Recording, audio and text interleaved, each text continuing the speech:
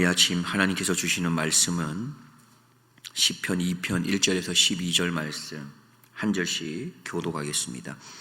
어찌하여 열방이 분노하며 민족들이 허사를 경영하는고, 세상의 군왕들이 나서며 관원들이 서로 꾀하여 여호와 그 기름 받은 자를 대적하며 우리가 그 맨 것을 끊고 그 결박을 벗어버리자 하도다. 하늘에 계신 자가 웃으시며 주께서 저희를 비웃으시리로다.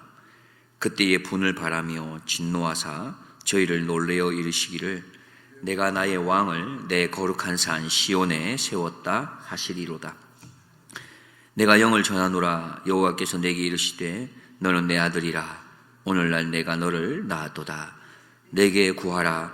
내가 열방을 유업으로 주리니 네 소유가 땅 끝까지 이르리로다. 네가 철장으로 저희를 깨뜨리며 질그릇같이 부수리라 하시도다. 그런즉 군왕들아, 너희는 지혜를 얻으며 세상의 관원들아, 교훈을 받을지어다. 여호와를 경외함으로 섬기고 떨며 즐거워할지어다. 그 아들에게 입맞추라. 그렇지 아니하면 진노하심으로 너희가 길에서 망하리니 그 진노가 급하심이라. 여호와를 의지하는 자는 다 복이 있도다. 아멘. 한 어린아이가 횡단보도를 건너고 있습니다. 물론 혼자 걷는 건 아니고요. 아버지께서 아들의 손을 꼭 붙잡고 건너가고 있어요. 그런데 아이는 자꾸만 손을 빼려고 합니다. 아빠가 잡고 있는 손을 자꾸 뿌리치려고 합니다. 심지어 몸을 막 비틀면서 어떻게든 그 손을 놓아보려고 하죠. 그러나 아버지는 절대로 그 손을 놓아주지 않습니다. 그러는 그 순간에 갑자기 아이 옆으로 쌩 하고 자동차 한 대가 지나가게 됩니다. 아이에게 그 손은 참 답답한 것이었죠. 뿌리치고 싶은 것이었습니다. 그러나 아버지에게 있어서 그 손은 사랑이었던 것입니다. 아이에게는 자신을 올가매는 것 같은 옥새 같은 그런 제한하는 것이었을지 모르지만 아버지에게서는 그 손이 생명의 손이었습니다. 우리가 살다 보면 우리는 뒤늦게 깨닫게 되는 것들이 간혹 있게 됩니다. 내가 벗어나고 또 싶어 했었던 어떤 것들이 사실은 나를 지키고 있었다는 것을 뒤늦게야 알게 된다는 것이죠. 오늘 시편 2편 말씀에서도 이러한 모습들을 우리가 좀 바라보게 됩니다. 오늘 시편 2편 말씀은 사실 저자가 소개되고 있지 않지만 일반적으로 시편 2편의 저자를 다윗으로 보고 있습니다. 다윗은 1절에서 이렇게 말합니다.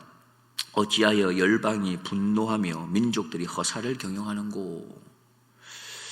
다윗이 볼 때에 자신의 주변에 있는 민족들, 열방들이 헛된 일을 하는 것으로 보여집니다. 왜 헛된 일을 하는 것이라고 그가 얘기했을까요? 2절을 보면 세상의 군왕들이 나서며 관원들이 서로 꾀하여 여호와와 그 기름 받은 자를 대적하며. 다윗은 분명하게 말합니다. 너희들이 지금 나를 대적하려고 하는 것은 그건 헛된 일이다. 그건 하지 말아야 할 일이다 말하고 있습니다. 왜 그렇습니까? 첫 번째, 그것은 너희가 나를 대적하는 게 아니라 하나님, 여호와 하나님을 대적하는 것이기 때문에 그거는 참으로 헛된 일이다 말합니다. 그리고 또 한 가지를 선언하고 있습니다. 자신을 향해서 뭐라고 말하고 있냐 하면 나는 하나님의 기름 부은 자다. 그렇기 때문에 너희가 나를 향하여 뿌리치려고 하고 헛된 일을 하고 있는 것을 너희는 기억해야 한다라고 말하고 있습니다. 자, 3절에 보면 이렇게 말합니다. 우리가 그 맨 것을 끊고 그 결박을 벗어버리자 하도다. 민족과 열방들은 다윗과 같이 하기를 싫어했던 것이죠. 함께 하는 것을 싫어했던 것입니다. 그 결박과 그 맨 것을 끊어버리고 그렇게 거부하기를 원했던 것입니다. 자, 그런 가운데서 하나님께서 어떻게 하시는지를 다윗이 고백하고 있습니다. 4절에 보면 하늘에 계신 자가 웃으시며 주께서 저희를 비웃으시리로다. 지금 너희들이 하는 행동을 보고 하나님은 웃으실 거라는 것입니다.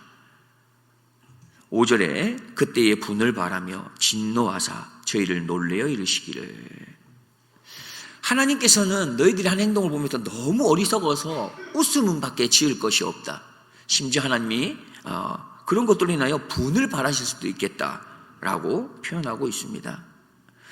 그리고 그것에 대해서 더 분명하게 이야기하고 있는데요. 왜 그러냐? 6절에 내가 나의 왕을 내 거룩한 산 시온에 세웠다 하시리로다. 무슨 말입니까? 이미 하나님께서 나를 거룩한 산 시온에 왕으로 세우셨다라는 것입니다. 그것을 선언하고 있는 것이죠. 계속 7절을 보면 이렇게 말합니다. 내가 영을 전하노라. 여호와께서 내게 이르시되 너는 내 아들이라. 오늘날 내가 너를 낳았도다. 다윗은 강한 확신을 가지고 선포하고 있습니다. 하나님께서 나에게 말했다. 너는 내 아들이다. 오늘날 내가 너를 낳았다. 라고 선언하고 있는 것이죠. 8절입니다. 내게 구하라. 내가 열방을 유업으로 주니니 내 소유가 땅 끝까지 이르리로다. 그러니 하나님께 구해야 한다는 것입니다. 자, 9절을 보겠습니다. 내가 철창으로 저희를 깨뜨리며 질그릇같이 부수리라 하시도다.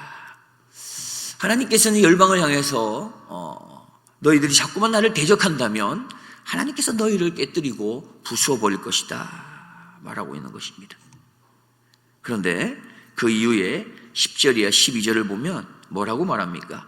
그런즉 군왕들아 너희는 지혜를 얻으며 세상의 관원들아 교훈을 받을지어다 라고 말하며 하나님 앞에 다시금 돌아와서 경외하며 떨며 그렇게 회복하고 회개하기를 그렇게 촉구하고 있는 것이죠. 우리 3절 말씀으로 잠깐 더 좀 돌아가 보고자 합니다. 3절에 보면 우리가 그 맨 것을 끊고 그 결박을 벗어버리자 하도다 했습니다. 사실 이 내용은 다윗이 민족과 열방들, 대적하는 그들을 향해서 선언하면서 하는 표현이기도 하지만 하나님께서 동일하게 오늘 우리에게 주시는 말씀입니다. 뭐라고 말씀합니까? 우리가 그 맨 것을 끊고 그 결박을 벗어버리자 하도다. 어디서 많이 들은 것 같습니다. 아담도 하와도 이러한 목소리를 외쳤던 자들이었습니다. 하나님과의 관계를 끊고 그 결박으로부터 벗어나고 싶었던 것이죠. 그래서 선악과를 선택했습니다. 우리가 잘 알고 있는 탕자는 어떠했습니까? 아버지와 함께 하는 것이 결박되는 것 같고 답답했던 것입니다. 그것을 끊어버리고 그 결박을 벗어버리자 하면서 집에서 나왔던 것이죠. 우리는 어떻습니까?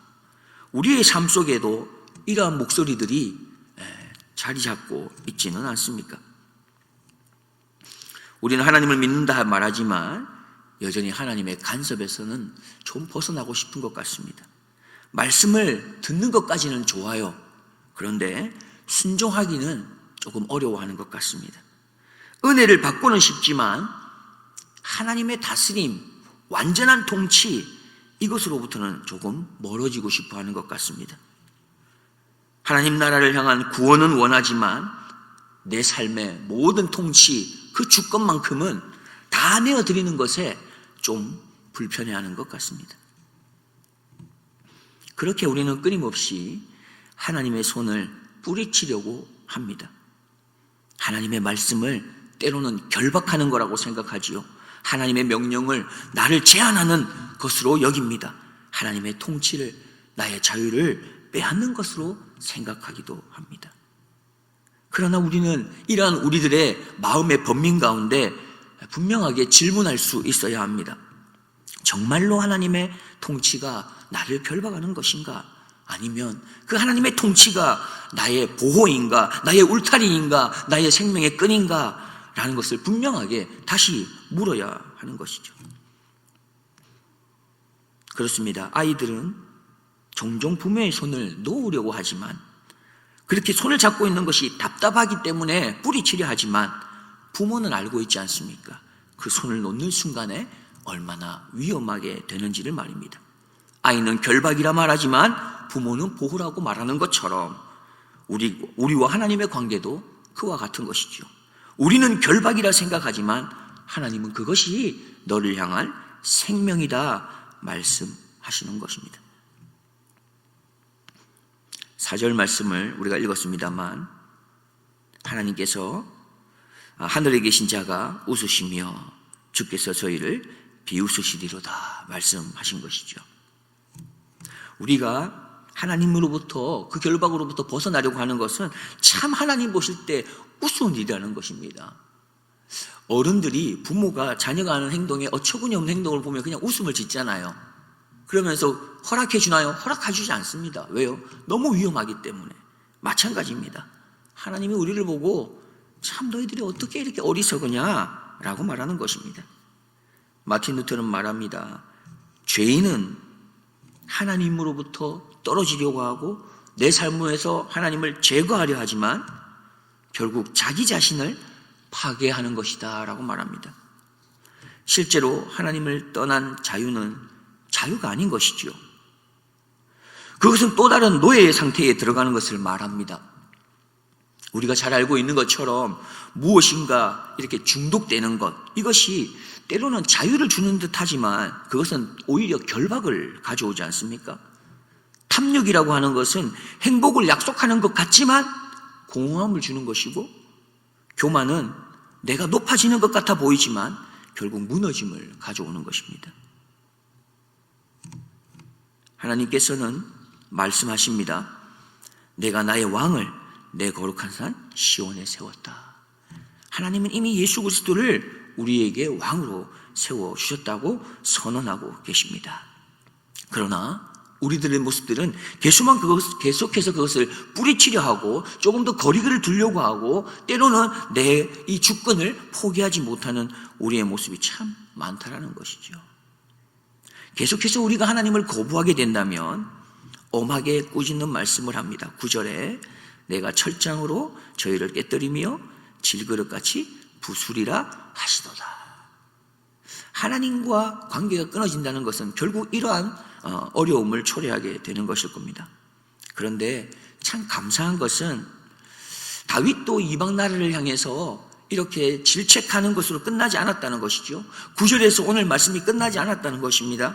10절 이하 12절 말씀 보면 참 감사한 것을 우리는 기억하게 됩니다. 우리는 다시 10절부터 12절 함께 읽도록 하겠습니다. 그런즉 군왕들아 너희는 지혜를 얻으며 세상의 관원들아 교훈을 받을지어다. 여호와를 경외함으로 섬기고 떨며 즐거워할지어다. 그 아들에게 입맞추라. 그렇지 아니하면 진노하심으로 너희가 길에서 망하리니 그 진노가 급하심이라. 여호와를 의지하는 자는 다 복이 있도다. 다윗은 열방들을 향해서 미워하는 마음으로 그들을 이렇게 저주하거나 엄하게 꾸짖는 것으로 끝나는 게 아닙니다. 다시금 그들에게 귀한 회복의 손길을 내밀고 있는 것입니다. 주님도 우리에게 마찬가지인 것입니다. 하나님께서도 우리에게 동일하게 하시는 것이지요. 무슨 말입니까? 오늘 10절에 그런즉이라고 시작하고 있습니다. 지금이라는 것이에요. 지금 아직 늦지 않았다는 것입니다. 돌아오라, 회개하라, 그렇게 말씀하고 계십니다. 10절에 회개하고 돌아와서 뭘 하라는 것입니까? 지혜를 얻어라, 교훈을 받아라 말씀하고 계시죠. 11절에도 너희가 회개하고 돌아와서 여호와를 경외하고 섬기고 그리고 즐거워해라 말씀합니다. 12절에도 회개하고 돌아와서 아들에게 입맞추라 말씀하십니다. 그렇게 하나님은 마지막 심판 가운데서라도 심판보다 먼저 초청하고 계시는 것입니다. 진노하심보다 먼저 은혜의 손을 다시 한번 내밀고 계시는 것입니다. 하나님은 마지막 심판 가운데서라도 멸망보다 먼저 돌아올 기회를 우리에게 주시는 것이죠. 이것이 복음입니다. 팀 켈러 목사님이 당부 하나님이라는 책에서 이렇게 말했습니다.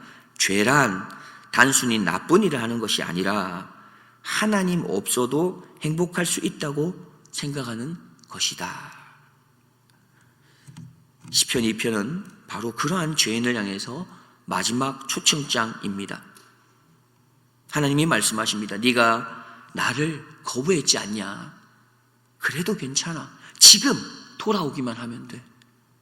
네가 내 끈을 끊으려 했어도 그래도 괜찮아. 지금 돌아오기만 하면 돼. 네가 나를 반역했어도 그래도 괜찮아.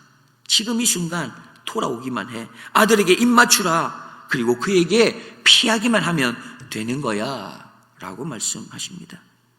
말씀의 결론을 맺고자 합니다. 어쩌면 지금 우리의 인생에도 끊어버리고 싶은 하나님의 끈이 있을지도 모릅니다. 아니, 어쩌면 완전히 끊기보다는 좀 하나님과의 관계 속에 조금 이런 것은 느슨해도 되지 않을까라고 생각하는 게 우리 안에 있을지도 모릅니다. 예를 들면 기도의 끈, 예배의 끈, 말씀을 가까이 하는 끈, 순종해야 할 끈, 거룩해야 하는 끈, 이런 것들이 우리가 좀 부담스럽고 때로는 조금 느슨했으면 하는 것들이 우리 안에 있을지도 모릅니다.